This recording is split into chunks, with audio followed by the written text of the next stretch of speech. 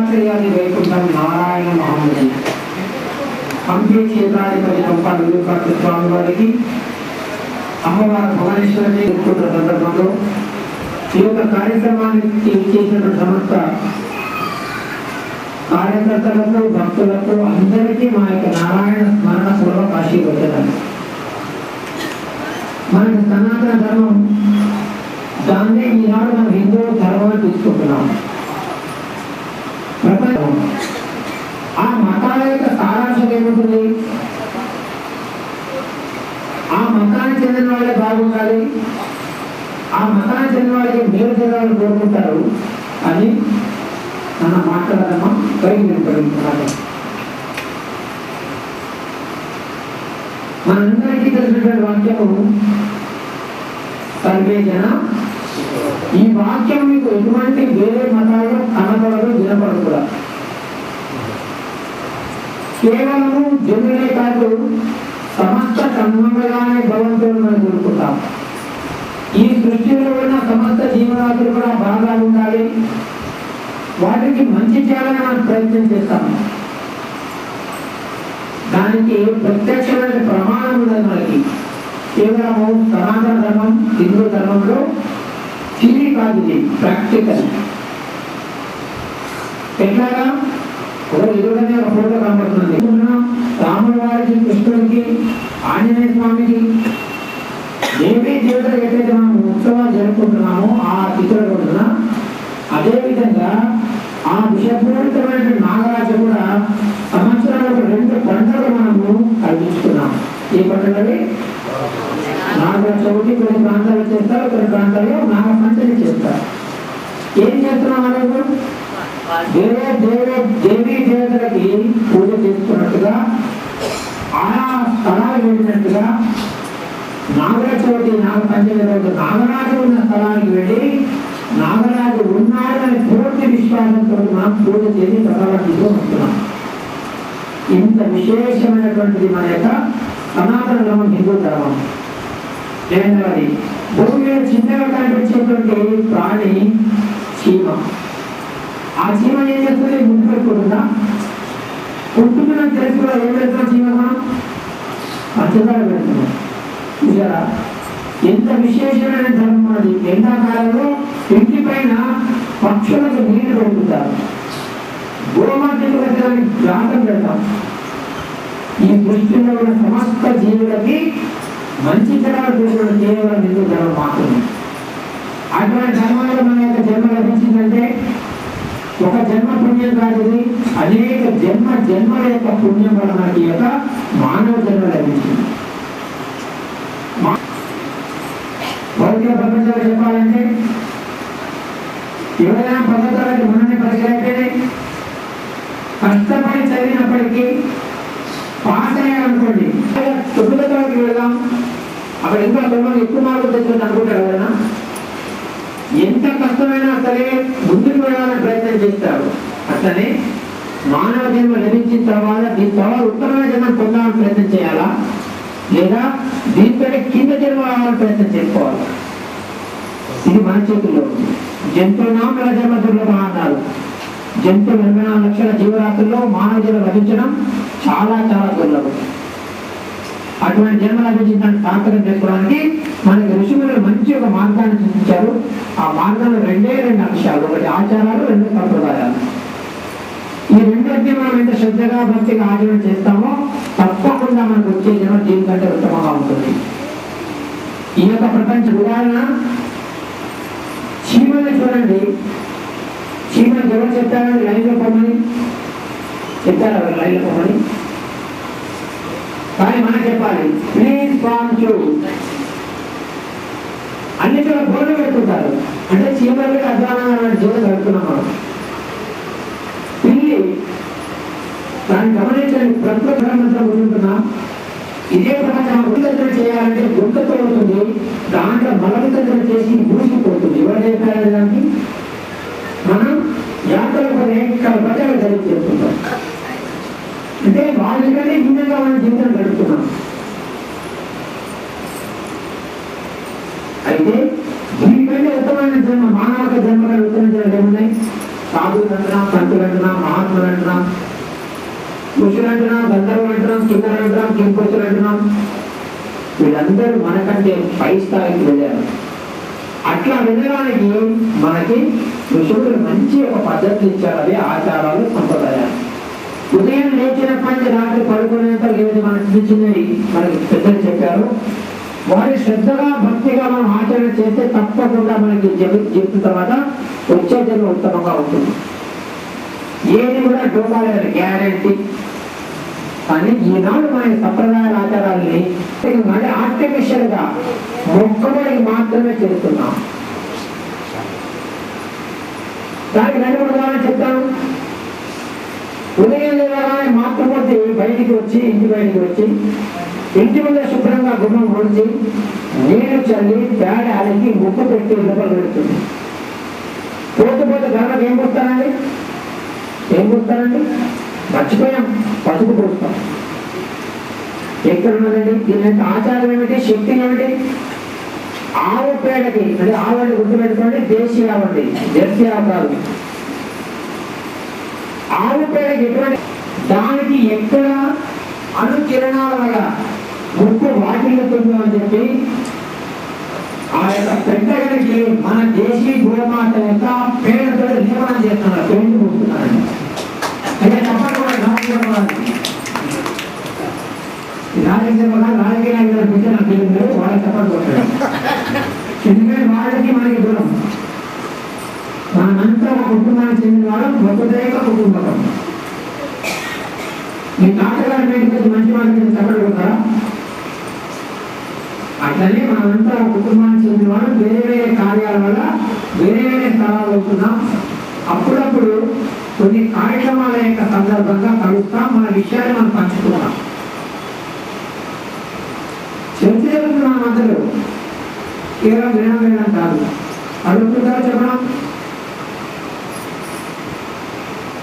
అట్లా ఆవు పేడ యొక్క శక్తి ఎంతమంది వాళ్ళు పరిశోధన చేస్తే మన యొక్క చిన్న ఆచారం పెట్టి అదే ఉదయం లేచిన మంచిగా ఎందుకు ఆగండి, ఇల్లు అనుకోండి, దీనివల్ల అంత శక్తిని వాళ్ళు చూపిస్తారు. ఇంకా రష్యా వాళ్ళు కూడా పరిశోధన చేశారు. ఒకవేళ అణుయుద్ధం వస్తే ఎవరు బతకరు, న్యూక్లియర్ వార్. ఒకవేళ బతికినా భయంకరమైన క్యాన్సర్ వేత బతుకుతారంట. వాళ్ళు ఎంతటి లావుకి ఇనుప గోడలు ఉన్నటువంటి ఇల్లులో ఉన్నా కానీ వాళ్ళకి ముక్తి లేదు. అయితే ఎవరి గృహం అయితే ఆవు పేడతో అలకబడి ఉంటుందో ఆ ఇంట్లో ఎటువంటి ఇబ్బంది కలగదని వాళ్ళు చెప్పారు. చూడండి ఎంత గొప్ప శక్తివంతమైన ఆచారం అంటే.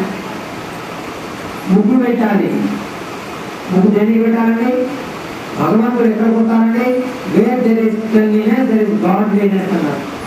ఎక్కడైతే శుభ్రంగా ఉంటుందో అంటే భగవంతుడు వస్తారు. భగవంతుడు అంటే మంచి అండి, రాత్రి చూడు అంటే ఇంకేం లేదు.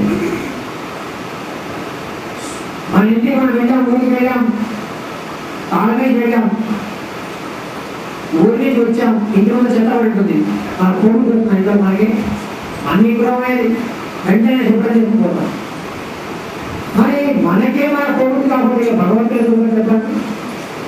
శుభ్రంగా ఊసి ముగ్గు పెట్టినప్పుడు ఇప్పుడు ముగ్గు పోయినటువంటి కెమికల్స్ వచ్చినాయి, ముగ్గులో కూడా చిన్న చిన్న క్రిములు ఉంటాయి, అవి తినడానికి పక్షులు వస్తాయి, కీచుకుంటాయి. ఎంత ఆహ్లాదకరంగా ఉంటున్నాయని చెప్పి అడిగిపోయింది. ఏం చేస్తున్నాం అన్నాడు? ముగ్గు పెట్టాలి. ముగ్గు లేకుండా ఉన్నది అంతా అప్రాకృతం, ఆర్టిఫిషియల్. ఇంటి ముందు మంచిగా పండుగ పరుస్తాం, ఒక ప్లాస్టిక్ స్టిక్కర్ కానీ లేకుంటే పెయింట్ ముగ్గు పెట్టామంటే ఒక మాత్రం గ్యారంటీ. అంతేనండి. పోతూ గర్భకి మందు చూసుకొస్తారు. పసుపు ఏమిటండి?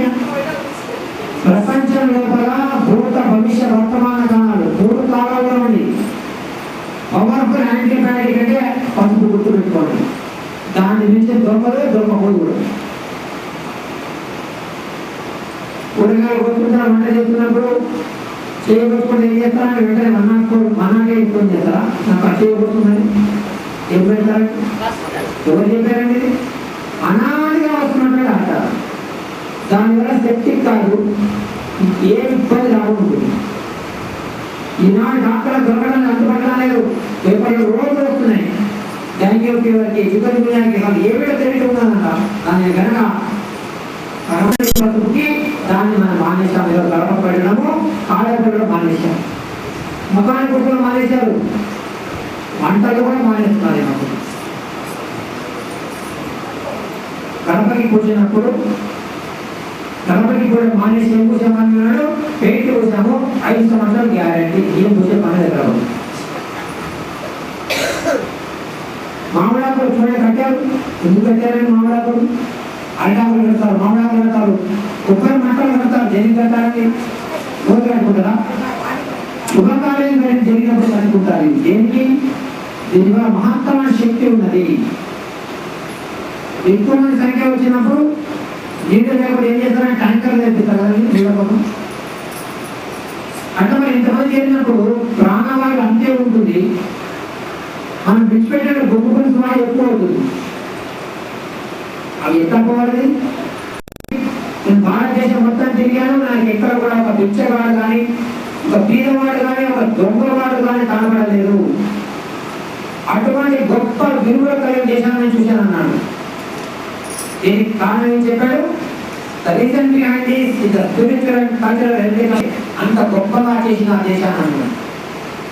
ఎప్పటివరకైతే వాళ్ళ నిత్య జీవితంలో ఆధ్యాత్మికతని సంస్కృతిని మనం తొలగించలేమో అంతవరకు మనం వాళ్ళని పరిపాలించలేమన్నాడు. ఇవన్నీ ఎక్కడ లభిస్తున్నాయి వాళ్ళకి? సంస్కృతి సంప్రదాయాలు. తల్లి లభిస్తుంది భారత మాత, గోమాత, గాయత్రి మాత. తల్లి, గోమాత, మూలమాత, గాయత్రి దేవాలయాలు. ఈ మూడింటిని నిర్వీర్యం చేయాలన్నాడు. వాళ్ళకి విద్యా విధానాన్ని తీసేయాలన్నాడు. ఆంగ్ల భాష శ్రేష్టగా వాళ్ళ తలలో చూచాలన్నాడు. అదే చెప్తున్నాను కారణం. ఆంగ్ల భాష యొక్క పదాల యొక్క అర్థం అనర్థం గుర్తుపెట్టుకోండి. భాష మీద ద్వేషం లేదు, కానీ ఆ పదాలు ఏవైతున్నాయో ఆ పదాల యొక్క అర్థం అనర్థము. ఇట్లా భారత్ మాత తల్లిని మొట్టమొదటి నిర్వీర్యం చేశాడు. ఏ తల్లి అయితే నవమాసాలు మోసి తన ప్రాణాన్ని కూడా లెక్క చేయకుండా జన్మనిచ్చిన తల్లికి పొద్దున్నే దండం పెట్టాలా, తిట్టాలా? కానీ ఈరోజు దండం పెట్టడం అంటే ఎవరు తింటున్నారు? ఆ తల్లిని. ఆ తల్లి సంతోషం. ఏమంటారు? పొద్దున్నేసి గుడ్ మార్నింగ్ మమ్మీ అంటారు. మమ్మీ అంటే శవం గుర్తుపెట్టుకోండి. చూడండి ఇష్టం తీసుకోవాలని చెప్పేస్తారు. పొద్దున్న లేచిన రాత్రి వరకు ఏమంటారు? చచ్చినాలే చచ్చినాలే చచ్చినాలే అంటే వాళ్ళ వాకు బ్రహ్మవాకు. అందుకని నాన్న పిల్లలు ఫాదర్ పిల్లలు కదా, డాడీ ఎందుకు వచ్చింది? ఇంకా ముందుకు పోయారు, బయటికి పోతారు, పిల్లలందరూ శబ్దం చేస్తారు, బ్లడ్ అంటారు దాన్ని. I love my country, all Indians are my brothers and sisters. నేను ఆ దేశాన్ని ప్రేమిస్తాను, భారతీయులందరూ నా సోదరులు అని చెప్తారు. అంతే కదండి. మరి భారతీయులందరూ సోదరులు అంటే అంకుళ్ళు ఆంటీలు ఎక్కడి నుంచి వచ్చారండి? పాలంకులు వచ్చాడు, మంగళంకులు వచ్చాడు, సాగలంకులు వచ్చాడు, కూరగాయల మ్యాంటీ వచ్చింది, పాల మ్యాంటీ వచ్చింది. ఎక్కడ తెచ్చారు అందరూ? ఆలోచన చేయండి. ఎంత పెద్ద కుట్ర మాదిరిగా. కానీ మనమే ఆశ్చర్యపోతున్నాం. భావ దాస్యం ఏర్పడింది ఇంకా మనకి. భావాలతో మన స్వతంత్రం ఇంకా రాలేదు. స్వతంత్రంగా బతుకుతున్నాం అంటున్నాం అండి, కానీ ఏం కావండి? భావాలన్నీ దాస్య భావాలే. ఏదైనా అంటే మన ధర్మాలు అంటే మన పోటీలే, మన చేసిన పోటీలే. అరే మన ధర్మాన్ని రక్షించాల్సిన బాధ్యత ఎవరిదండి? పాకిస్తాన్లో రక్షిస్తాడా? మన యొక్క సంస్కృతిని ఏదైతే మన చిన్నాలకి మీ యొక్క వంశం యొక్క పరంపర, మన దేశం యొక్క ఆచారాలు, మన దేశం యొక్క సంస్కృతిని అందించాల్సిన బాధ్యత ఎవరి మీద ఉంది? పాకిస్తాన్ మీద, రష్యా మీద, జపాన్ మీద, చైనా మీద అందిస్తున్నాం.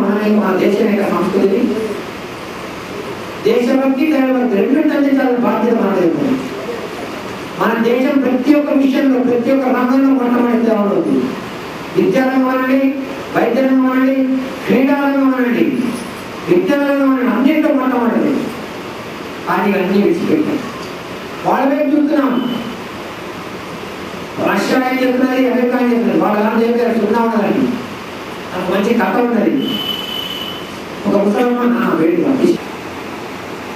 దూరంగా పిల్లలు ఆడుకుంటున్నాడు, చూశాడు. అరే ముసలమ్మాయి గుర్తున్నట్టు దొరకలేదు అని దగ్గరకు వచ్చాడు. వచ్చి అడిగాడు, అవ్వా ఏం పైన వెళ్తున్నా అని అడిగాడు. అవ్వ చెప్పింది కదా, బిడ్డ నా సూది పైన వెళ్తున్నా అంది.